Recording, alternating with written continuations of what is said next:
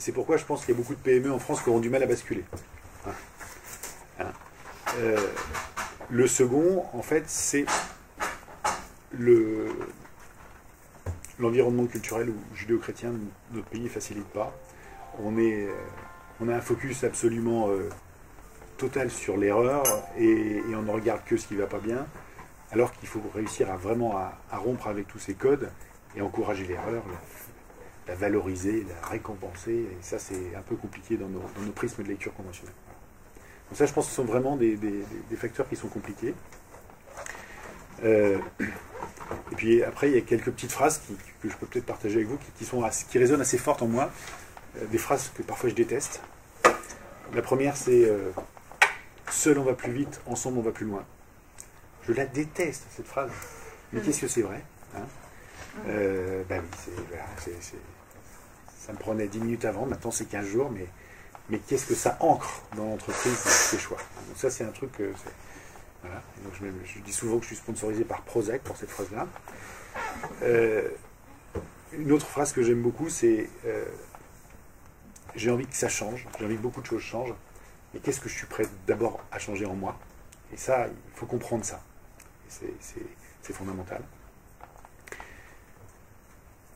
Une troisième phrase que j'aime beaucoup aussi, c'est pas que les gens n'aiment pas changer, c'est que les gens n'aiment pas qu'on les change. Et si on comprend juste un petit peu cette phrase-là, eh bien, on ne se trompe pas quand on met en place, quand on commence à générer ces changements.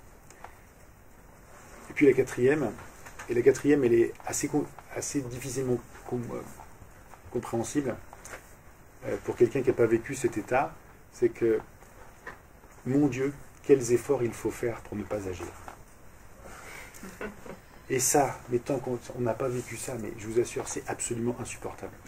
Parce qu'on est des acteurs, on est fait comme ça, en plus quand on est chef d'entreprise, vous savez, on est le sauveur parfait, donc on a besoin de se sentir indispensable. Et donc on va plonger sur toutes les situations qui nécessitent d'intervenir.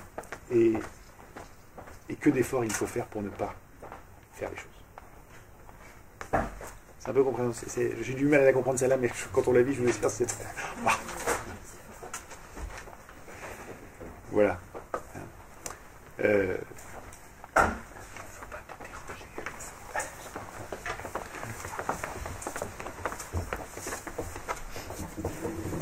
Une autre difficulté, si on continue, t'en veux d'autres? T'en veux des trucs qui ne marchent pas et bon. Oui, je les prends comme ils me viennent. Une des difficultés, vous connaissez tous le triptyque qu'Isaac cite souvent en disant si on veut que les gens soient engagés, il y a trois choses. Un, nettoyer les signes de pouvoir pour qu'ils aient envie, hein, parce que se sentant intrinsèquement égaux, ils auront envie et ils ne dégageront pas la responsabilité sur le chef. Vous voyez de quoi je parle, hein? Ça, c'est le premier. Le deuxième, c'est créer l'environnement nourricier pour que les gens puissent grandir. Hein, et vous savez que quelqu'un qui n'est pas bien formé ni bien informé ne peut pas bien décider. Hein. Donc ça, c'est le boulot, probablement un des boulots les plus compliqués pour moi aujourd'hui, créer cet environnement nourricier qui va faire grandir les gens. C'est impossible de transformer en quelques semaines mon expérience de chef d'entreprise de 15 ans en 3 semaines à des mecs qui sont des mécanos. Quoi. Donc et même s'ils ils ont les esgourdes comme ça, et c'est compliqué. Quoi. Ça se fait pas en 2 semaines. Mais c'est indispensable qu'ils montent en compétence pour qu'ils puissent prendre leurs bonnes décisions. Et puis la troisième chose, c'est laisser les espaces ouverts pour qu'ils puissent vraiment décider. Alors, quand j'en parle à mes copains, ils me disent tous, mais ça fait des années que je fais ça. Est-ce que tu fais ça comme moi je faisais ça avant? C'est-à-dire, tu rentres dans la pièce, tu as ton idée déjà qui est bien ancrée, tu dis, vous en pensez quoi? Une fois que tout le monde a parlé, tu ressors en disant, ben voilà, on est tous d'accord, on va faire ça. Voilà. Bon. Donc ça, c'est un peu ce que je faisais avant. Bon. Et c'est très différent aujourd'hui de rendre la décision vraiment au collectif, et puis de partir, de quitter la pièce et les laisser décider. C'est vraiment très différent. Et donc, ouais, une des vraies difficultés dans ce triptyque, c'est la case du milieu.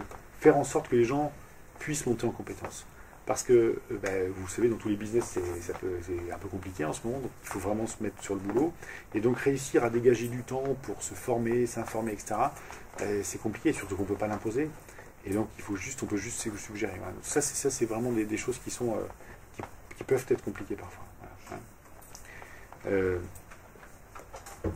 Et donc d'ailleurs, Quand on oublie aussi la case 2, ça nous est arrivé une fois. On avait lancé plein de groupes de travail, on avait lancé 20 groupes de travail en disant à tout le monde, ben, vous allez décider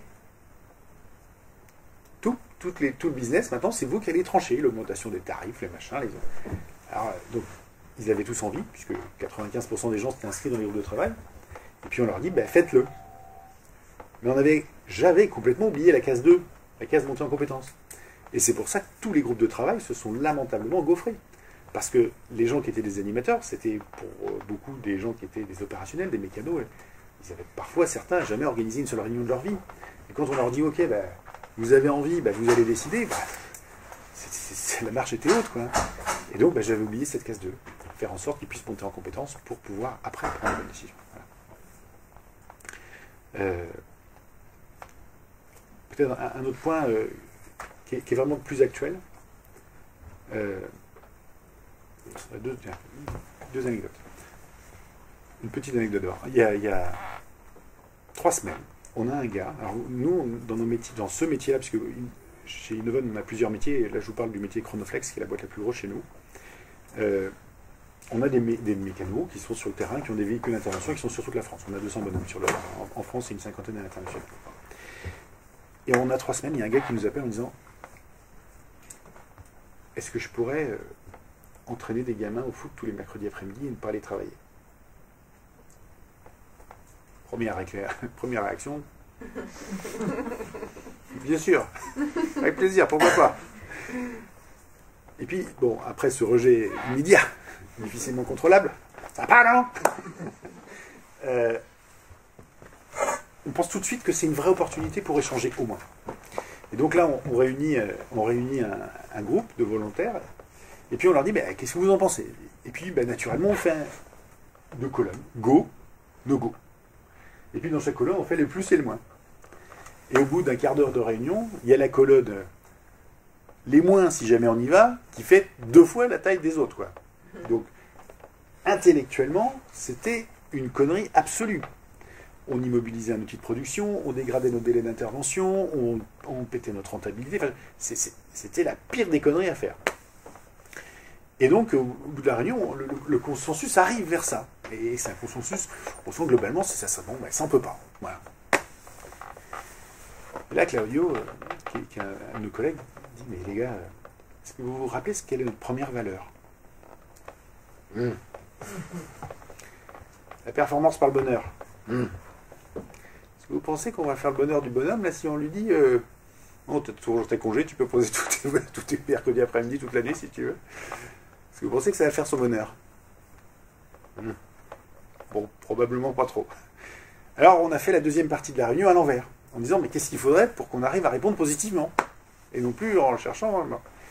Et finalement, on est arrivé sur un consensus assez simple. Déjà, il faut que l'équipe soit d'accord. Parce que s'il ne fait pas ça, il impacte vraiment son équipe. Il faut qu'ils soient tous d'accord. Pas un vrai oui franc massif de tout le monde. 2, il faut qu'ils garantissent des KPI de performance. Chez nous, il y en a 3. Enfin, en l'occurrence, il y en avait 3. Ce qu'on appelle le DMI, le délai moyen d'intervention. On mesure à la minute, entre le moment où le client nous appelle et le moment où on arrive sur le chantier, on mesure tout ça à la minute, sur toutes nos interventions, les 85 000 interventions qu'on fait en France. Donc si, d'une manière ou d'une autre, ce délai ne se dégrade pas, si la rentabilité du bonhomme qui est un performeur ne se dégrade pas, et si la rentabilité de l'équipe qui est une équipe performeuse ne se dégrade pas, il s'émerde. On ne veut même pas savoir comment. Ça, on ne veut même pas savoir. Le seul truc, c'est que si jamais un jour il y a un mec dans l'équipe qui dit je suis plus d'accord, ou un des facteurs de performance qui se dégrade, à ce moment-là, on revient en arrière. Et c'est comme ça qu'on a répondu. Voilà. Et j'ai trouvé qu'on était vachement bien. Parce que ça, je ne suis pas encore sûr qu'il y a un an, on ait pu raisonner comme ça. Voilà. Un dernier truc un peu compliqué que je peux partager avec vous. 2013, 2009 est très dur, on perd beaucoup d'argent. En 2010, on revient positif, puis on a une rentabilité très médiocre et qui ne suffira pas.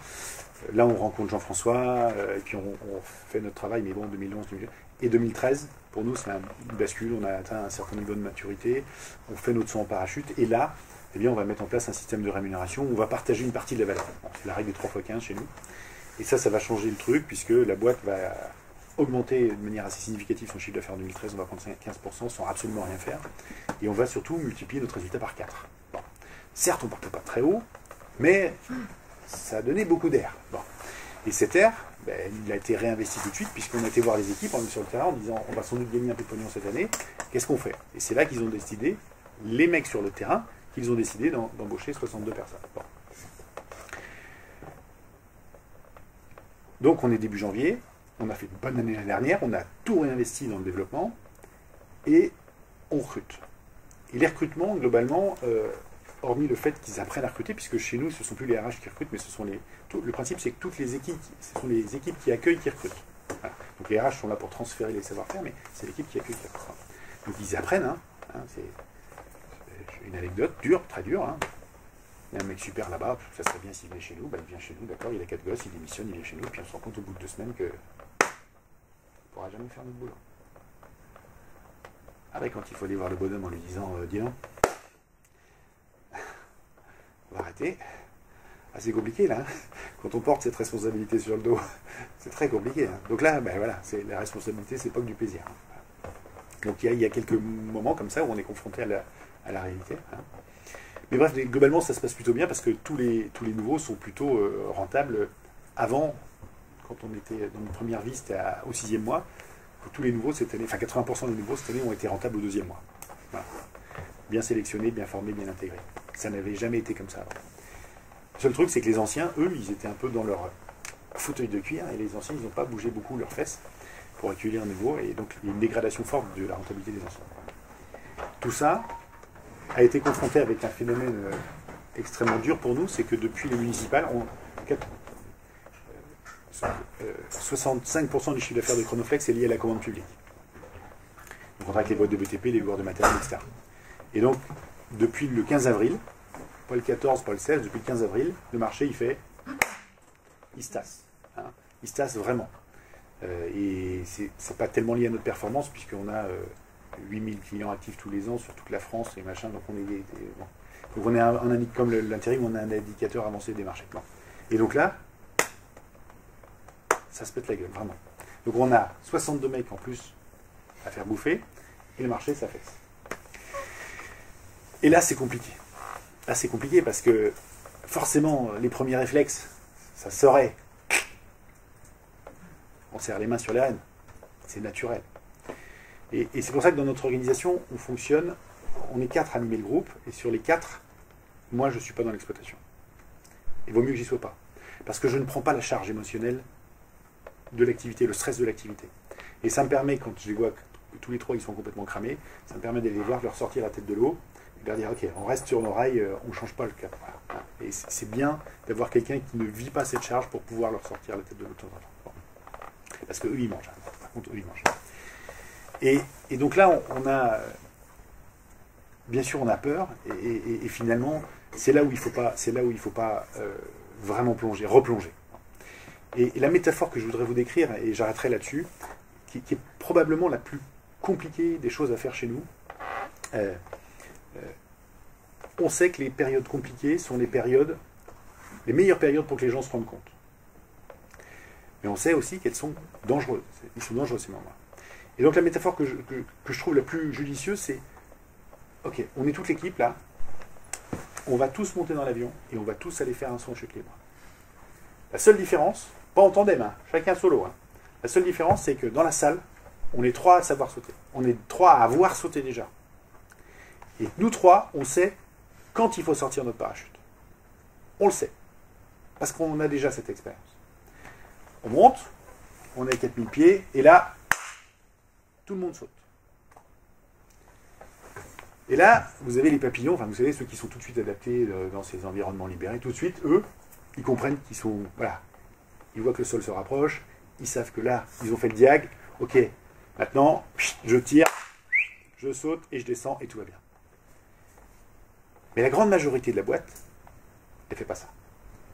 La grande majorité de la boîte, elle est toujours sur cet héritage de l'ancien régime. Il faut faire. Voilà. Il y a toujours ça. Et donc, la période de stress, elle est colossale à ce moment-là. Donc nous, ça se passe au mois de juin, juillet, là. Elle est colossale à ce moment-là. Parce qu'il faut absolument qu'on ne fasse rien pour faire le diagnostic à la place des mecs. Parce que s'ils ne font pas le diagnostic eux-mêmes, ça ne sert à rien. Et pour qu'ils fassent le diagnostic, la seule chose qu'on peut faire, c'est présenter les éléments. Là, tu vois, alors ça c'est ton altimètre, là tu vois, là, ça perd beaucoup là. Bon. Mais c'est à eux de pouvoir dire, à ce moment-là, si je tire pas mon parachute, je vais mourir. Et s'ils ne le font pas eux-mêmes, jamais, ça sera suffisamment efficace. Alors là, pour nous, c'est, enfin, mais surtout pour Jérôme et enfin, l'équipe qui pilote la boîte au quotidien, là, c'est une très grosse période de stress. Et sans faire le diag, à force d'informer en disant voilà le contexte, voilà les indicateurs, etc., eh bien, il y a de plus en plus de gens qui se disent ah oui, ben là, il va peut-être être temps que je me... Et il y en a qui sortent le parachute. Et ceux-là, ils sautent, et ils remontent, et ils remontent, et ils remontent. Et puis il y en a quelques-uns qui n'y arrivent pas. Et ceux-là, ben, c'est pas compliqué. Il ne faut pas qu'il y en ait trop, parce que sinon c'est la boîte qui ne s'en remet pas. Mais ceux-là, à la fin, on n'a qu'une chose, c'est d'aller déclencher le parachute du mec en face pour le sauver. Et on sait que si on ne le fait pas, de toute façon, il est mort. Et donc on limite au maximum le fait de sauver ces gens-là, parce que une fois qu'on les a sauvés, ils tombent. Ils vont se péter les deux jambes, de toute façon, en arrivant, parce qu'on est déjà très bas. Alors après, le saut, une fois qu'ils ont les deux jambes pétées, on les emmène à l'hôpital. Ça dure 3 mois. Et puis au bout de 3 mois, ils sortent. Et après, on leur dit, bon allez, on repart. On va se refaire un petit tour en avion. On va se refaire un petit saut en chute tous les autres. Vous voyez, le parcours, il redevient extrêmement long. Et là, la confiance pour leur faire monter dans l'avion, et là-haut, pour leur faire sauter, c'est compliqué. Voilà. C'est la plus belle métaphore, ou la plus... Pas la plus belle, mais celle qui, pour moi, décrit exactement ce qui se passe dans la nécessité des gens à faire le diagnostic par eux-mêmes, et pas nous pour eux, qui va déclencher les moyens de pouvoir s'adapter à la situation. Voilà. Et si jamais ça en foire, ben on est reparti pour un sacré paquet de morts. C'est quoi la proportion de gens qu'il a fallu sauver? Au final, pas beaucoup. Je pense qu'on va réussir à s'en sortir et qu'on va faire une année positive, malgré un affaissement de marché et malgré l'embauche des gens, puisque ça a été, on est passé de 150 bonhommes à 200 bonhommes, à 145 bonhommes à 200 bonhommes. Donc je pense qu'on va réussir à faire une année correcte. Et ce que je trouve extraordinaire, c'est la façon dont la boîte, elle se tortille dans tous les sens en ce moment. Elle gagne en agilité, c'est presque de la résilience. Ça commence à devenir ça. Et là tu dis, mon Dieu. Voilà, bon, je me tais. Est-ce qu'on peut dire que ce qui a déjà changé, c'est que c'est plus chef qui va ouvrir tous les parachutes de ceux, etc., mais qu'il y a une certaine solidarité entre eux déjà? Il y a peut-être un qui dit qu'il va ouvrir ton parachute, parce que tu commences à approcher, etc. Je cherche des exemples de ce que tu dis, des exemples de prise de conscience collective. Je ne les vois pas comme ça. Je peux dire aujourd'hui que ce qui m'estomaque en ce moment, vraiment, c'est la maturité des équipes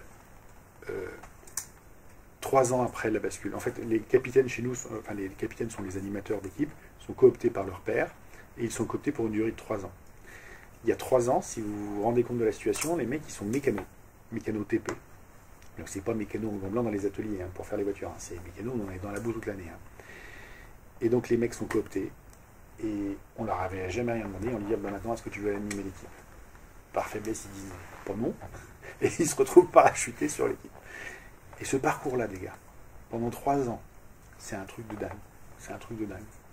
Et sur les 5, 6, 7 dernières réunions que j'ai faites là depuis 3 semaines, c'est waouh.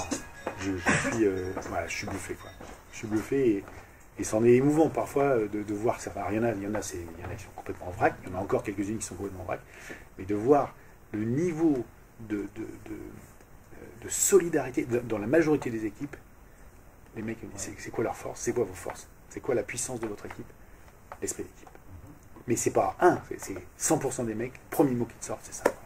Là, tu te dis, waouh, voilà, ça fait chaud au cœur. C'est à toi, là, je crois. Bon, il faut déjà digérer ça. Donc, attends, Jean-Marc. Vous les avez formés? Oui, c'est ça, c'était la case 2, là. Au début, franchement, pas beaucoup. Et effectivement, après, il a fallu... c'est quoi, du coup, ça a commencé, en fait... au début, on essayait... On est parti vraiment très bas. C'est-à-dire pendant un an, les mecs, ils avaient une équipe, mais ils ne la voyaient jamais. Enfin, tu vois, c'était vraiment très compliqué. Puis au bout d'un an et demi, il y a eu une énorme peur collective. Les capitaines se sont dit, mais dans un an et demi, ça se trouve, on ne va plus de capitaine. Et là, gros stress. On discute, machin, et puis finalement, on parle de 360. Puis finalement, ils font un 360 et ils ont un premier regard de leurs équipes, etc. etc. Bon. Et puis finalement, le parcours commence vraiment là. Et puis on a commencé vraiment un parcours initiatique cette année. De 13 capitaines, on est passé à 24, puisqu'on a multiplié le nombre de régions. Donc il y a des gens qui ont presque 3 ans, puis il y en a qui ont 1 an de parcours. Mais la maturité globale, elle est devenue incroyable. Donc aujourd'hui, ça, si je peux peut-être vous dire ça, dans nos team leaders, il y a 40 team leaders dans le groupe. Il y en a 25 qui sont des capitaines cooptés, donc qui sont des hommes de troupe. Et puis, il y en a 15 qui sont les anciens chefs de service. Et ce qui est important, c'est qu'il y a un travail extrêmement important des deux côtés. Ceux-là pour monter, et les autres pour être capables de bien vivre une situation. Rappelons qu'un mec qu'on avait embauché pour être directeur commercial ou directeur technique, ça, il cumule 2 choses. Sa compétence et le pouvoir de décision.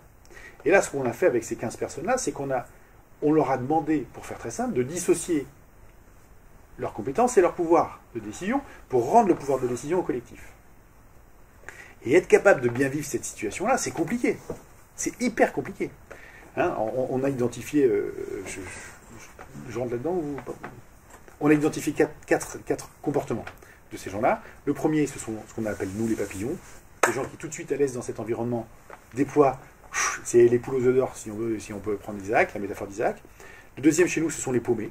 Et c'est l'immense majorité des gens qui sont paumés, ils vont être paumés entre le X et le Y.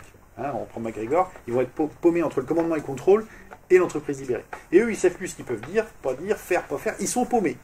Et ceux-là, eh bien, la meilleure chose qu'on ait pu trouver à faire, il y en a sans doute d'autres, eh bien, c'est de leur proposer d'être accompagnés par des coachs. Sur les 40 team leaders, il y en a plus de 35 qui sont accompagnés par des coachs aujourd'hui. Voilà. Et d'ailleurs, Mathieu, qui était notre flic en chef dans la boîte, il est devenu coach aujourd'hui. 182. Troisième profil de gens, ce sont les gens qui sont les attentistes. Ce sont les gens, en fait, que vous verriez à Roland-Garros sur la ligne du filet. Vous savez, il y a le match contre le X, entre le X et le Y. C'est les mecs qui vont attendre pour savoir qui va gagner la partie. Puis en fonction, ils feront... Ou de l'autre côté. Ces gens-là, ils ont besoin de temps et de preuves. Beaucoup de temps et beaucoup de preuves. Et quand ils commencent à avoir des preuves de succès, là, ils vont s'y mettre. Et puis les derniers, ce sont les gens qui ne vivent que par leur pouvoir sûr, les gens qui ont besoin de leur baraque d'adjudant-chef, et ces gens-là, c'est les gens qui adorent filer une avoinée à toute leur troupe le matin quand ils arrivent au bureau. Et ces gens-là, très clairement, dans une organisation comme les nôtres, ils auront du mal à subsister. Voilà. Et donc, ils se partent d'eux-mêmes, c'est ça? Ils partent d'eux-mêmes, ou ouais, ils peuvent pas rester, quoi. D'une manière ou d'une autre, ça peut pas marcher, quoi. Et ça représente combien, ce pourcentage de... C'est une question que chez nous, on se pose. Le dernier cas, en fait, on pense qu'on en a eu un, mais on n'est pas sûr. Voilà. Chez nous, c'était pas tellement... il n'y en avait pas beaucoup. Pas beaucoup. Non. Il y avait un historique, je n'ai pas saisi au début. Est-ce que vous êtes parti directement sur ce modèle, ou il y avait déjà un historique, effectivement, tradit? Pendant 15 ans, on a été des purs et des durs, tradis. Les changements de culture, vous dites en combien de temps? 3-4 ans, là. En fait, il a fallu 1 an et demi pour que nous, on travaille sur nous. Parce que pour moi, c'était pas naturel. Et donc, il y a eu un très gros travail à faire sur son ego. Hein. J'étais comme beaucoup de jeunes d'entreprise, je pensais que si j'étais pas au cœur de l'action, si je ne bossais pas 15 heures par jour, il ne pouvait rien se passer de bien. Et quand je suis revenu de mon tour du monde et que la boîte fonctionnait beaucoup mieux quand je suis parti, ça fait très mal à sa fierté. Très très mal. Et c'est la réalité. Qu'est-ce qui se passe à l'issue des 3 ans quand les personnes qui ont été cooptées sont remises en question ou en jeu? Alors ça va se passer en janvier, là, donc ça va être la première recooptation, on va voir ce qui va se passer. Il y a une chose pour l'instant qu'on passe comme message, c'est que on veut absolument pas de campagne électorale. Voilà. Et le premier qui fait sa campagne électorale, il prend un coup de 12. Voilà. Donc ça, c'est le seul message qu'on passe pour l'instant. Ils pourront repartir sur... l'équipe, c'est l'équipe qui choisira ce qu'elle veut, qui veut. Donc si le capitaine a fait le job, et il y en a beaucoup qui ont fait le job, je pense que l'énorme majorité seront recooptés. De toute façon, c'est des équipes de combien? Ce sont des équipes qui sont, on va dire, entre 8 et 12. Oui, de toute façon, en compagnie avec toi, avec 12. Eh, Ah si, quand même. Ça commence déjà. c'est un démon français, je pense. Avec forcément une proximité entre justement cet animateur et puis l'équipe? Une proximité géographique? Alors, c'est compliqué ça. Au début, on avait des régions trop grandes, c'est pour ça qu'on les a subdivisées. Et les capitaines ont défini ce qu'était qu'une équipe qui fonctionne bien. Une équipe qui fonctionne bien, c'est l'équipe qui se voit au moins une fois par mois. Et donc, en fait, ça fait que les gens, par rapport à l'épicentre de leur région, ils n'ont pas plus d'1h30 de route. Comme on a un service qui fonctionne 7 jours sur 7 et 24 heures sur 24, eh bien, on se voit que le soir. Nos réunions, on les fait le soir entre 6h30, 7h et 23h. Et hier soir, on a fini à 23h. Et après, il faut foutre tout le monde dehors parce que les mecs, ils ont plaisir à se voir, donc il faut les foutre dehors pour qu'ils retournent chez eux. Voilà. Donc ça, c'est une des règles. Hein. Et puis, le capitaine commence à passer un peu de temps pour aller voir les équipes de temps en temps, ce qui commence à se faire depuis 7-8 mois, ce qui ne se faisait pas encore avant.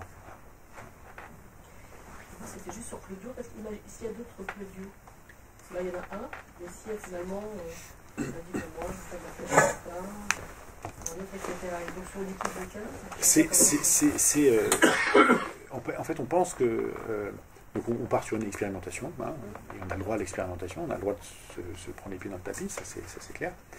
Si jamais demain il y a une autre demande, ben, on leur redonnera les 4 équipes d'accord, performance individuelle, performance collective, délai moyen d'intervention. Ça peut peut-être annuler celle de Claudio, du coup. Oui, mais clairement, l'équipe c'est passé dans le Poitou. Donc quand je les ai vus cette semaine ou la semaine dernière, je sais plus, je leur ai dit voilà ce qui s'est passé chez nous, voilà comment on a vécu le truc. Et donc ça veut dire aussi que si toi tu es entraîneur cette année, ben, peut-être que l'année prochaine, tu as un de tes copains qui va vouloir faire un autre truc. Voilà. Mais de toute façon, ça c'est leur problème, hein, c'est à eux de s'organiser. Il suffit qu'il y ait un mec qui dise moi ça ne me va plus, mais on arrêtera, c'est tout. Voilà. Et puis on fait en allant. Je partais un dernier truc. Puis... Il y a un truc je pense qu'on va faire un truc qui va être un truc vraiment assez incroyable par rapport à notre cheminement. On vient de mettre au point, on va tester un dispositif de gestion des augmentations qui passera par le collectif et plus par nous. Ça, c'est encore des trucs qui passaient par les RH et par nous. Et donc, on vient de pondre un système qu'on va éprouver pour la première fois cette année. Si ça vous intéresse, je vous le décris. Mais c'est vraiment un truc, ça, c'est dans notre cheminement, ça, c'est vraiment un truc pas mal.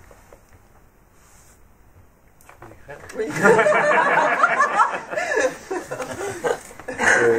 La première chose, c'est que ils ont décidé que s'il pouvait y avoir des augmentations, s'il la voie de gagner de l'argent. Quand c'est les équipes qui le disent, c'est mieux. Et après, il y a 2 cliquets.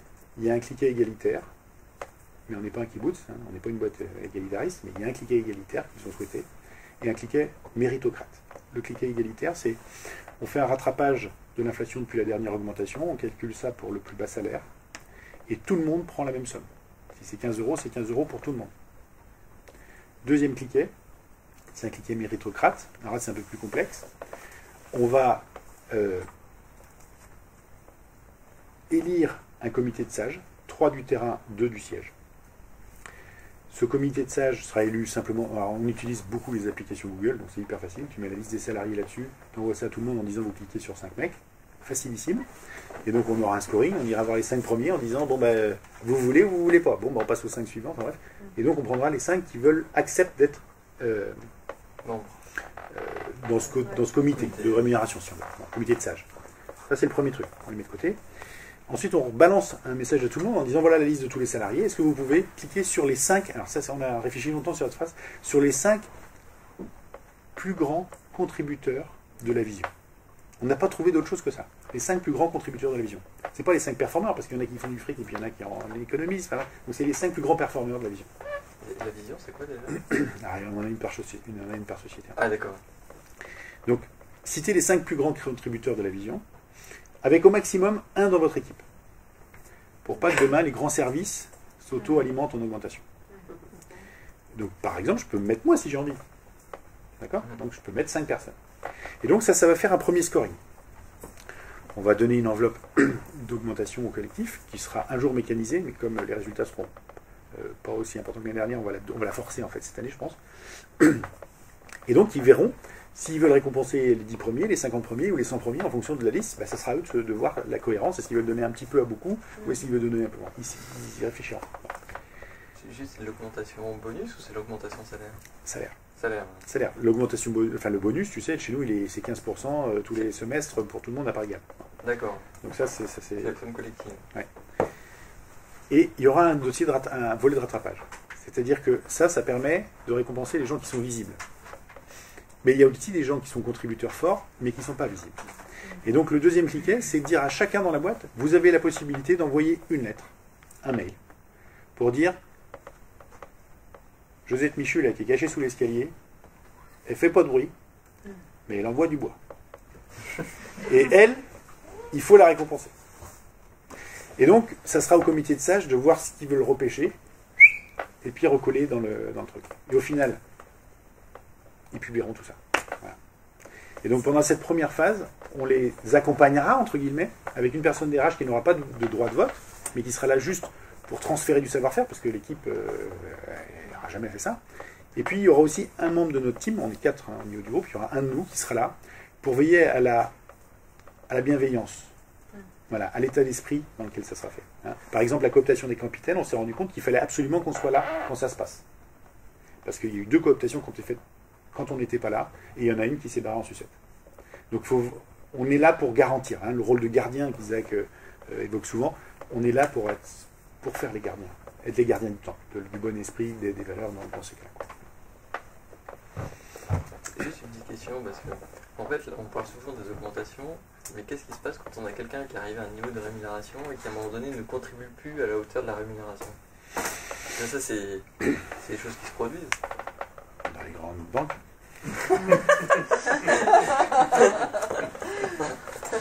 Non, je sais pas pourquoi tu poses la question. Écoute, je sais pas te répondre. Ouais, parce que... Je sais pas te répondre. Je pense que le fait que l'augmentation soit collective, ça a des effets, ça a plein d'effets. La première chose, c'est que si c'est toi qui contribue à l'augmentation d'un mec, bah, toi tu vas le savoir. Lui il ne le saura pas, mais toi tu vas le savoir. Donc le regard que tu vas avoir dessus, il sera différent.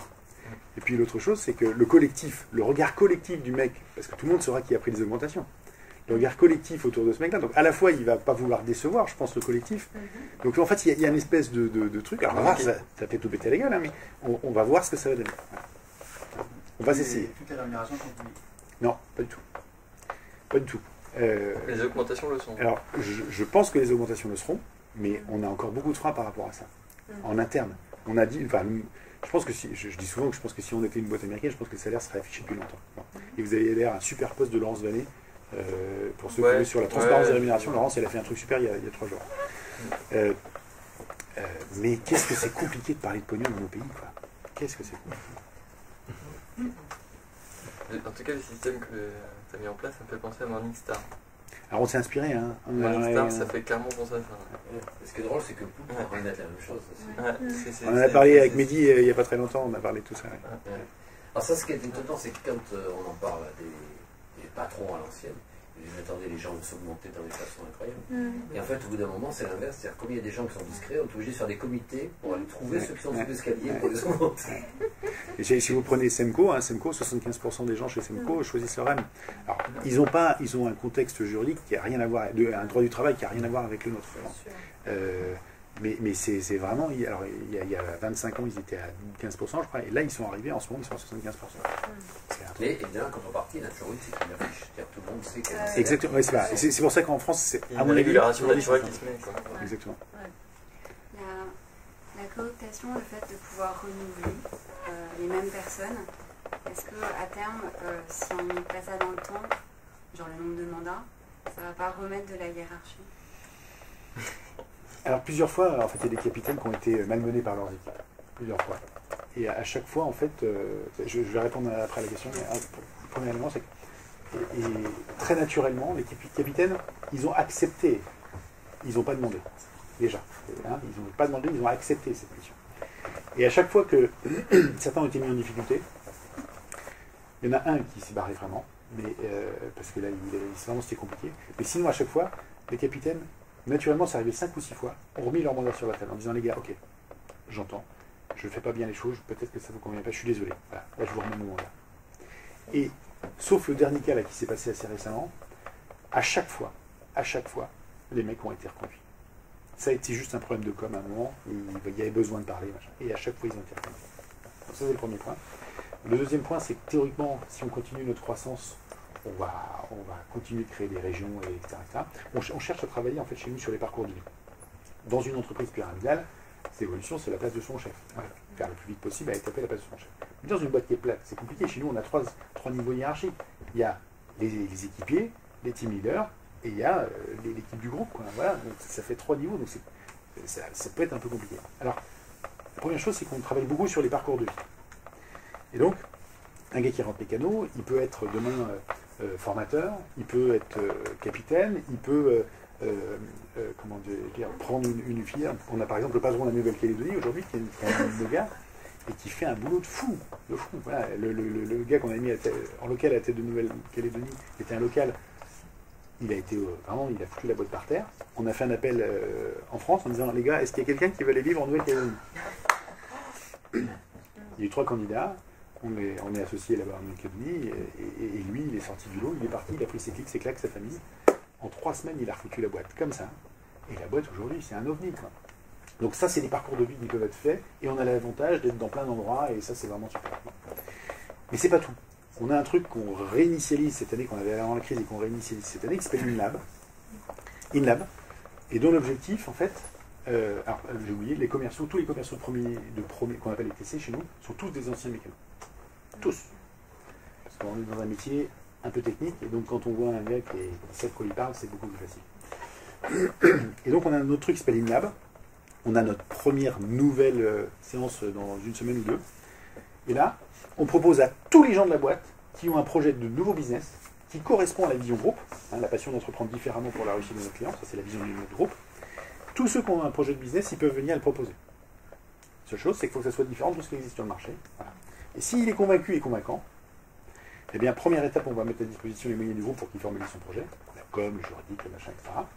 Il repassera en comité, donc c'est un collectif qui le reçoit. Il repassera en comité. Si on pense qu'il s'est accroché, qu'il a fait le job, on va commencer à lui dédier du temps. Et si vraiment, au bout d'un certain temps, eh bien, il a démontré, on va créer la boîte. Et on va créer la boîte dans l'écosystème. Voilà. Donc c'est un moyen pour les capitaines éventuellement d'évoluer. Pour tout le monde d'évoluer. Il n'y a pas que les capitaines, c'est ouvert. C'est ouvert à tous. Parce qu'ils vont s'ouvrir forcément. Enfin, je veux dire, si les capitaines sont des anciens mécanos, ils vont découvrir quand même une façon d'interagir avec les autres qui est différente. Bien sûr.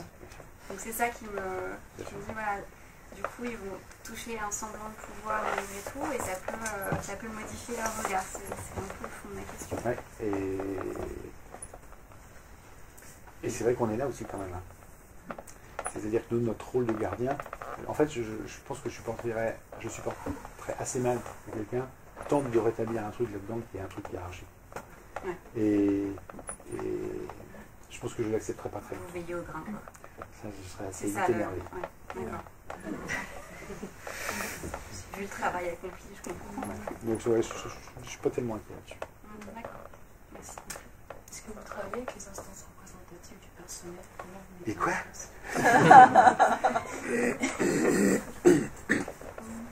J'étais en début de semaine, on avait quelqu'un de la CFDT avec qui on échangeait, et on disait, elle me disait, est-ce que vous avez des syndicats? Et je lui dis, ben, pendant la première vie qu'on a eue, on en a eu 3 fois. Et par 3 fois, ils ont essayé de couler la boîte. Donc je n'ai pas un excellent souvenir de ces gens-là.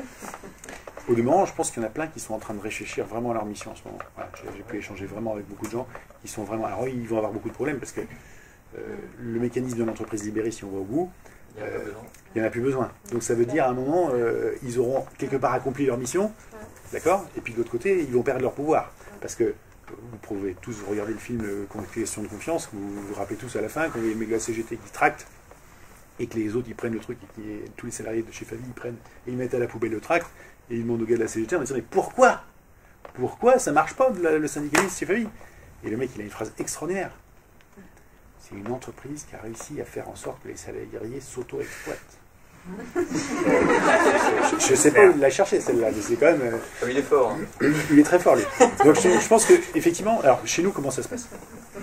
c'est le CHSCT qui anime la sécurité directement. Tous les capitaines ont décidé que dans chacune des régions, il y avait un représentant sécurité, un représentant recrutement, un représentant commercial et un représentant concurrence. C'est eux qui ont décidé ça. Et donc, ce sont des missions distribuées.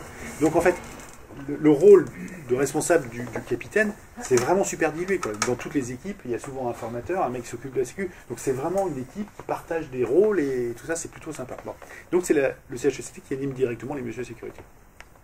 Si vous venez à Nantes un jour et que vous venez nous voir, mais si c'est pas moi qui vous accueille, ça sera sans doute Pascaline. Et Pascaline, c'est une de nos assistantes. Et en plus de ça, Pascaline, elle est secrétaire du CE.